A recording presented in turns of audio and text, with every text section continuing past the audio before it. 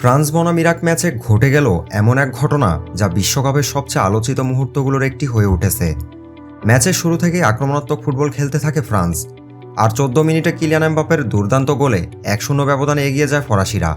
গ্যালারিতে তখন উৎসবের আমেজ, দর্শকদের উল্লাসে মুখর পুরো স্টেডিয়াম। কিন্তু হাফ টাইমের পর হঠাৎ করে বদলে যায় সবকিছু। স্টেডিয়ামের বিশাল স্ক্রিনে জরুরি একটি বার্তা ভেসে ওঠে। সেখানে দর্শকদের খোলা গ্যালারি ছেড়ে নিরাপদ আশ্রয়ে যাওয়ার নির্দেশ দেওয়া হয়। মুহূর্তের মধ্যেই হাজার হাজার দর্শক নিজেদের আসন ছেড়ে স্টেডিয়ামের ভেতরে নিরাপদ স্থানে চলে যেতে শুরু করেন। দেখতে দেখতে ফাঁকা হয়ে যায় গ্যালারির বড় একটি অংশ। অনেকেই প্রথমে বুঝতে পারেননি আসলে কি ঘটছে।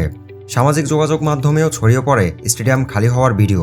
পরে জানা যায় খারাপ আবহাওয়া ও বজ্রপাতের আশঙ্কার কারণে এই সতর্কতা জারি করা হয়েছিল। দর্শকদের নিরাপত্তার কথা বিবেচনা করেই এমন সিদ্ধান্ত নেওয়া হয়।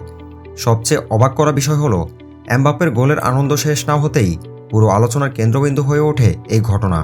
ম্যাচের চেয়ে বেশি মানুষ কথা বলতে শুরু করে হঠাৎ ফাঁকা হয়ে যাওয়া স্টেডিয়াম নিয়ে। বিশ্বকাপের মতো বড় আসরে এমন দৃশ্য খুব কমই দেখা যায়।